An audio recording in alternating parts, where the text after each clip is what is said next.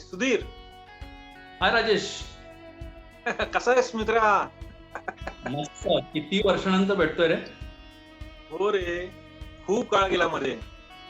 हो, खूप. म्हणजे मला वाटतं आपण वास्तुपुरुष वेळेस जास्त काळ एकत्र होतो.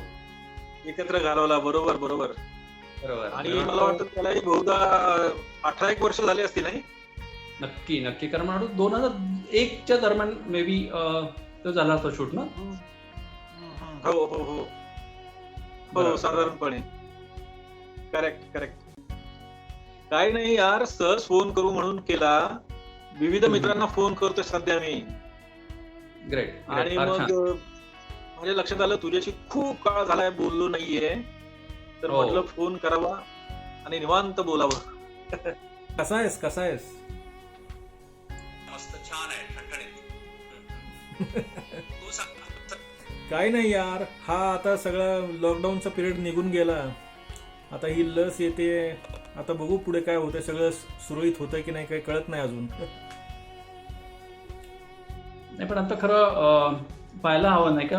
आता जवळपास 9-10 महिने होतात रे. अगदी अगदी अगदी अगदी. एकदम विचित्र अनुभव होता सगळा. पण गंमत अशी झाली की जो पहिला लॉकडाऊन झाला 22 मार्चला, जो मला वाटतं एकाच दिवसाचा होता, त्या दिवशी नेमकी मुलांना खूप ताप आला. खूप ताप. बर. आणि घशाला इन्फेक्शन, खोकत होता. टीव्हीवर बातम्या ऐकत होतो आणि सगळं बाहेर बंद. डॉक्टरांचे दवाखाने बंद, मोठे हॉस्पिटल बंद. फक्त एक मोठ्या हॉस्पिटलला मेडिकल चालू होतं. मग मी 11:30 वाजता रात्री मेडिकलला तिथे जाऊन औषध आणलं आणि त्याला गोळी दिली. पण ताप काही कमी नाही झाला. म्हणजे ते रात्री त्याला बरं वाटलं आणि दुसऱ्या दिवशी मला कंटिन्यू लॉकडाऊन सुरू केला ना. त्याच्यानंतर जो त्रास झाला तो खरंच कधी न विसरण्यासारखा काय. म्हणजे 23 तारखेला आता डॉक्टरकडे घेऊन जातं, लॉकडाऊन सगळं बाहेर अलाउड नाही, असं सगळ्या गोष्टी घडत गेल्या 23-24च्या दरम्यान वगैरे असेल. ताप तारखेला अजून वाढला. मग मी आपलं ताप चेक करण्यासाठी जे थर्मामीटर वगैरे काय असतं ना ते आणलं, तर 101 त्याचा ताप होता. मग जे फॅमिली डॉक्टर त्यांना फोनवरून ट्रीटमेंट घेतली. फक्त मेडिकल उघडं आणि किराणा दुकान उघडं. तर त्या डॉक्टरांचे एक्सपेरिमेंट की हे औषध घे, प्रत्यक्ष दाखवता येत नाही कारण सगळेच भीतीचं वातावरण होतं. मग हे औषध घे, त्याचे इन्फेक्शन अंगावर फोड यायला लागला, मग ते घेऊ नको, दुसऱ्या गोळ्या त्या इन्फेक्शन जाण्यासाठी घे, पुन्हा औषध घेऊन ये, असं करत करत 30 तारीख उजडली. आणि आता मी ठरवलं की आपण टेस्ट करून घेऊया. आमच्या घरात खूप भीतीचं वातावरण होतं कारण मुलीला इन्फेक्शन होऊन गेलं होतं आणि मुलाला हे सुरू झालं होतं, पण ते कमी होत नव्हतं आणि डॉक्टरची उपलब्धता नव्हती. आता करायचं काय. तर खूप भीतीचं, म्हणजे एवढं दडपण कदाचित माझ्या आयुष्यात मी एवढं दडपण कधी सहन नव्हतं केलं. त्या काळात मी तेवढं सहन केलं. आणि डॉक्टर घेत 30 तारखेला त्याचा ताप कमी व्हायला लागला. मग डॉक्टरना ताप त्याचा कमी होत आहे. डॉक्टर म्हणलं ठीक आहे, बरं झालं. आणि आम्ही असं विचार करतो 30 तारखेला आपण आता सगळ्यांचे हे टेस्ट करून घेऊ कोरोनाचे जे आहे ते. मी विचारलं की आता काय करायला पाहिजे. डॉक्टर म्हणले की आज दिवस थांबूया, 1 दिवस थांबू. जर ताप पुन्हा आला तर गेल्याशिवाय पर्याय. आणि 30 तारखेनंतर पुन्हा ताप आला नाही. मग एवढं बरं की खूप, म्हणजे तो न विसरणारा अनुभव होता कराडला. हॉरिबल रे, खरंच हॉरिबल. खूप खूप वाईट. त्यामुळे आम्ही त्याच्यावर ट्रीटमेंट घेतली आणि पुढे गेलो. आणि खरं म्हणजे नॉर्मल झालं. आता आम्ही रात्रभर जागायचो. झोप कुणाला येते रे, कारण हे सगळं असं सगळं विचित्र वातावरण असताना. पण मला थोडंसं म्हणजे असं जाणवलं की मला थंडी वाजते किंवा असं ताप येतो, पण फार राहिला नाही ते. म्हणजे लगेच निघून गेलं. औषध थोडं घेतलं की निघून गेलं. त्यामुळं नेमकं काही कळलं नाही. तुझं सांग, तुझं काय म्हणताय. लॉकडाऊन किंवा पहिला हा सुरुवातीचा जो काळ होता तसं. अरे यार काय सांगू, माझ्या घरी माझी आई जरा आजारी असल्यामुळे माझं सगळं लक्ष तिच्याचकडे असायचं. आणि हे सगळं बंद पडल्यामुळे यार नेमकं पुढे काय होणार याची चिंता खूप लागलेली असायची. आता हे सगळं नॉर्मल वाटतंय, पण त्यावेळी भयानकच होतं. तू आता जे काही म्हणालास ते मला अगदी समजतंय रे. फारच बेकार बेकार अवस्था होती तेव्हा. तर पहाटे 4 वाजता एकच उठलो आणि सांगितलं की आता अशी स्थिती आहे. एकमेकाला कन्व्हिन्स केलं की जे काय फेस करायला लागेल सगळे ठामपणे निर्णय छान मनाशी घट्ट ठरवायचा आणि आपण छान फेस करण्याचा प्रयत्न करायचा. मी कुठल्या असेल, कुठल्या बेडवर असेल, तो कुठं असेल याचं काही काळजी करायचं नाही. फक्त एकच ठरवायचं की जे होणार आहे ते छान होणार आहे, काही वाईट होणार नाही. आणि तो खूप विचित्र अनुभव होता. म्हणजे ते आठवलं तरी असं अंगावर शहारे येतात. अगदीच रे. खूप बापरे बापरे. आणि कामही बंद पडली सगळी ना.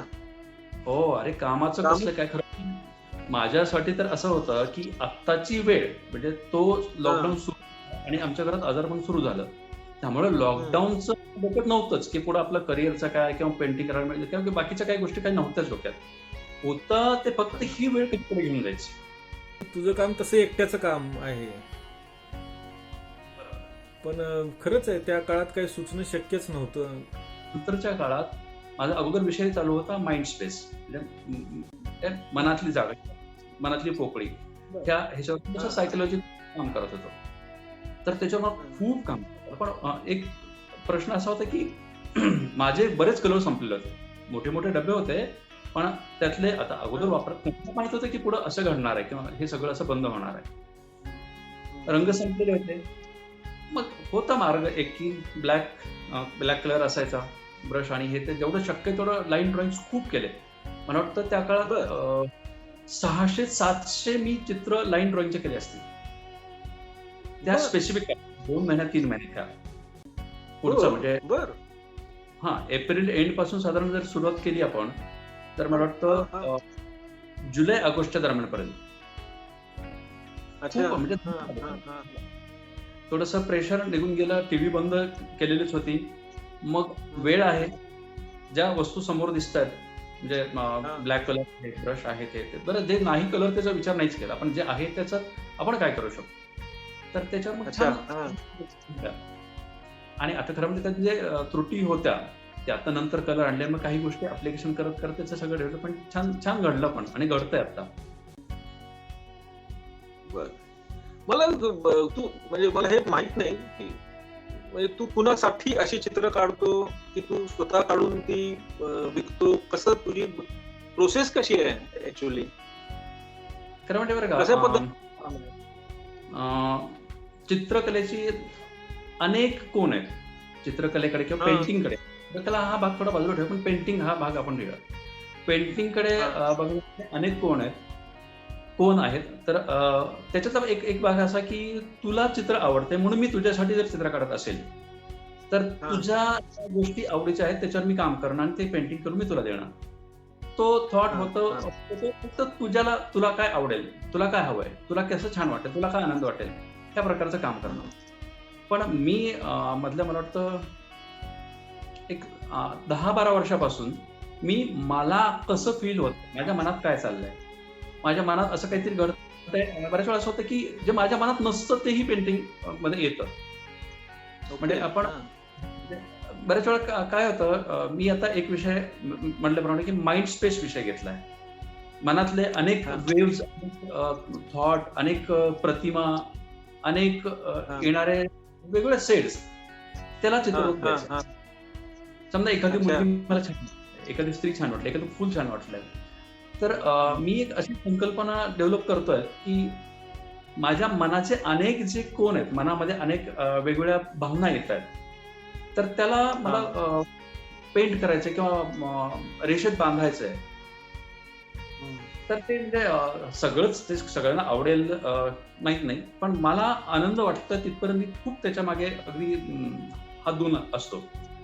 त्यामुळं माझी चित्र कोण घेणार आत्ता जे मी डेव्हलप करतोय किंवा करतोय त्याचा मला म्हणजे मी त्याचा विचार केलाही नाही, मी करणार पण नाही. हा एक निश्चित की जो मला आनंद वाटत जातोय ना तोपर्यंत मी पेंटिंग करत राहतो. आणि खूप धमाल असते म्हणजे ते पेंटिंग झाल्यानंतर एक जी सॅटिस्फॅक्शन एक असं आतून वाटतं ना, त्याचं मोल नाही. मग तुम्ही तर नाही होऊ शकत. अगदी अगदी हे वेगळाच प्रकार आहे सगळ्या खरं म्हणजे. तर कितीतरी गोष्टी आहेत ह्या रंगांच्या बाबत समजून घेण्याच्या. बघ ना, लहानपणापासून चित्र आपल्या आयुष्यामध्ये असतं. मला एकदम आता तुझ्याशी बोलताना आठवायला लागलं की सगळ्या लहान मुलांना चित्र आवडतात किंवा चित्र काढायला मजा वाटत असते. आणि सगळ्यात पहिलं चित्र म्हणजे आमचं काय असतं की डोंगर असतो, त्यातून डोकवणारा सूर्य असतो, नारळाचं झाड असतं, जहाज असतं, नदी असते. हे बेसिक चित्र सर्व माणसं काढतात नाही. नंतर कशी कशी ती गती वाढत जाते आणि कुणाचा ओढा त्याकडे असतो, तसा तो माणूस घडत जातो पुढे. पण रंगांची ती ओळख, तेव्हाची ओळख अजून तशीच्या तशी ती बसलेली असते मनामध्ये आपल्या, नाही का?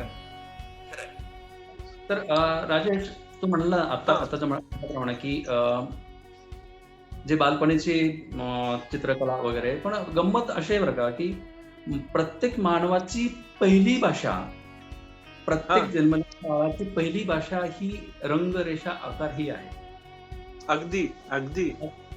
तू ऑब्झर्व केलं असेल की ज्यावेळेस लहान बाळ 1 वर्ष 2 वर्ष दरम्यान होतं, त्यावेळेस त्याच्या हातात काही पेन्सिल असेल, काय जी वस्तू येईल ते रेगोटे मारायला लागतात.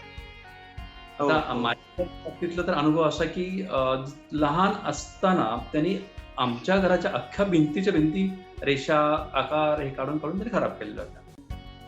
त्यामुळं चित्रकला ही खरी भाषा आहे, म्हणजे नॅचरली आलेली भाषा आहे. ते नंतर पण आपल्या इतर भाषेत ते आपण कन्वर्ट करतो किंवा डेव्हलप करतो. पूर्वी चित्रलिपी पण होतीच ना. हो, मला वाटतं अजून जापनीज किंवा तिकडच्या चित्रलिपीमध्येच अजूनही चालतं बरंच काही असं, म्हणजे मला फार डिटेल माहित नाही, पण कदाचित तसं मी ऐकतोय. तर खरंय नाही का? हा, आणि यार बोल ना. हा, बोल. इंटरेस्टिंग आहे हे सगळं. चित्राचं आणि रंगांचं जगच मजेशीर आहे.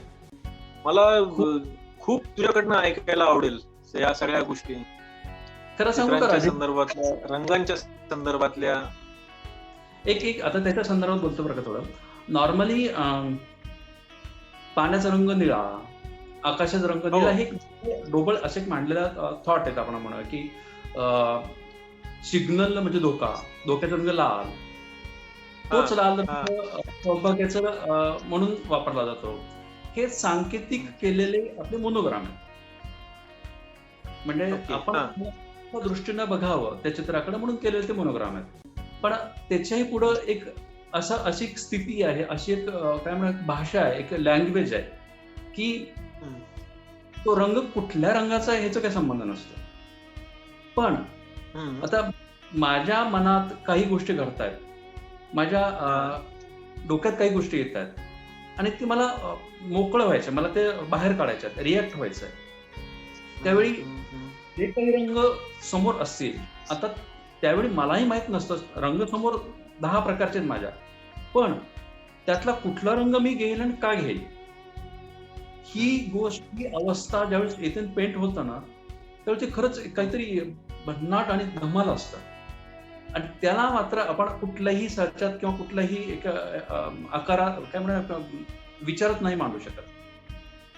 आणि त्याच्यातून जे एक व्हायब्रेशन तयार होतं ना, त्याच्यात एक काहीतरी वेगळं घडतं आणि त्याचं मोल कधीच होऊ शकत नाही. असं आता म्हणजे तू जे म्हणलास की रंगाचे किंवा आकाराचे एक वेगळं काही प्रतीत असतात किंवा त्यातून चित्र काढताना तुम्ही कसा विचार करता, मी खरं म्हणजे ते सगळ्या स्टेपच्या पुढे जाऊन आता विचार करतोय की म्हणजे का फक्त सौभाग्यच का किंवा धोकाच का, लाल रंगातून अजून दुसरं काही करू शकत असेल ना, नाही का? माझ्या मनामध्ये अजून काही गोष्टी असतील, घडत असतील, तर त्याला मी त्या रंगाच्या आकारात जाणीवपूर्वक बांधून नाही उपयोग, तो बांधत असत बांधू दे.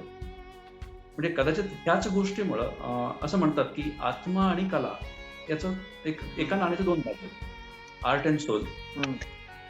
हा, मधली एक सिरीज आता म्हणजे इथं मागे चित्र दिसत असते, ते लावणी किंवा वाघ्या-मुरळी विषयावर मी काम केलं होतं. आता लावणीतून मी काय करतो, त्यांचे व्हायब्रंट एकतर मोहक ठुमका किंवा एक लकब किंवा भडक साडी, त्याच्यावरचं डिझाईन, ह्या गोष्टी मी ऑब्झर्व केल्या आणि मला त्या पेंट करताना त्या चित्रामध्ये मी आणल्या. मग बऱ्याच वेळा काही पेंटिंगमध्ये मी असं केलं की लालच चेहरा काढला, असं नसतं. म्हणजे लाल चेहरा असू शकत नाही. लाल म्हणजे अगदी गुलाबी वगैरे नाही, प्युअर लाल. त्याचं कारण असं, म्हणजे मी जाणीवपूर्वक ते कारण नाही देत आहे. मला ज्यावेळेस एखाद्या थॉट प्रोसेसमधून जातो आणि मला ते समोर दिसतं आणि ते चित्र तयार झालं, त्याच्यात मलाही माहित नसतं की ते का आहे. म्हणजे मला काही म्हणायचं तर लक्षात येतं का तुझ्या? हो हो हो हे असं का घडतं माहित नाही, पण घडतं ते धमाल आणि मजेदार असतं. हे एक प्रकारे रंगाला स्वतःची आपली भाषाच आहे जणू काही. रंग हेच खरे त्यांचं जीवन जगत असतात असं मला वाटतं. मी एक चित्रकार म्हणून माध्यम आहे, त्याच रंगाने ठरवायचं की मला कुठल्या वेळी कुठल्या आकाराला कसं जाऊन काय म्हणा बसायचं, म्हणून त्या कुठल्या आकारावर किंवा लेपन व्हायचं, ते तो रंग ठरवतो. आणि जर मी ठरवून केलं ना, तर मग चित्राचे खरं पण राहत नाही. कारण आता डोळ्याच्या बुबळ्याला लालच काय काळा कलर लावावा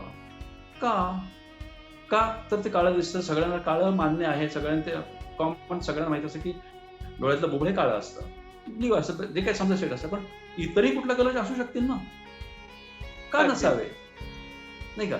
हा, आता याचा अर्थ असा पुढे जाऊ शकतो की मी समजा एखाद्या बुबळाचा कलर हिरवा केला, ब्ल्यू वगैरे असतात, इथपर्यंत असतात, पण हिरवा खूप रिअल, भडक हिरवा, म्हणजे रेग्युलर लाईट घारे डोळ्यासारखा हिरवा नाही, बुबळाचा कलर हिरवा केला, तर तो का केला हे मीच मला प्रश्न करायला लागतो, मी का केलं ते.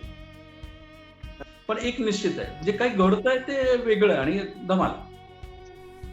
अगदी मला आता काय जाणवतं माहितीये की आपल्या डोळ्यांना एक साधारणपणे रंग दिसतात, समजतात, हा, पण तुझ्यासारख्या माणसाला कदाचित ना रंगाच्या अनेक शेड्स दिसत असतील.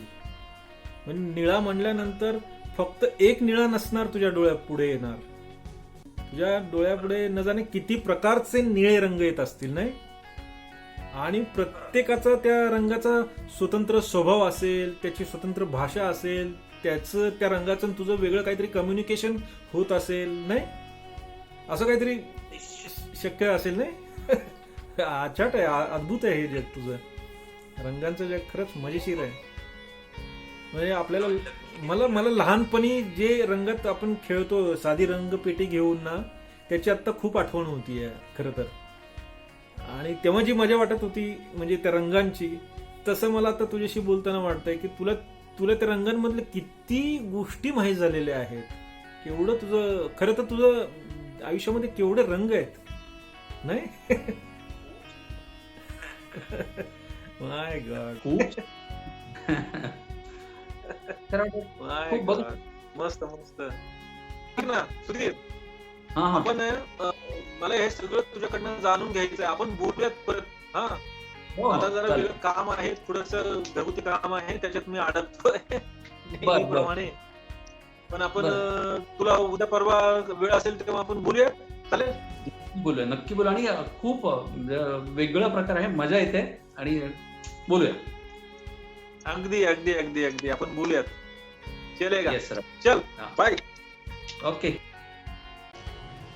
भयान त्या आघाताने सगळे कसे ते विस्कटलेले, निरखुनी पाहता रंगांकडे भासत असे ते कोमजलेले.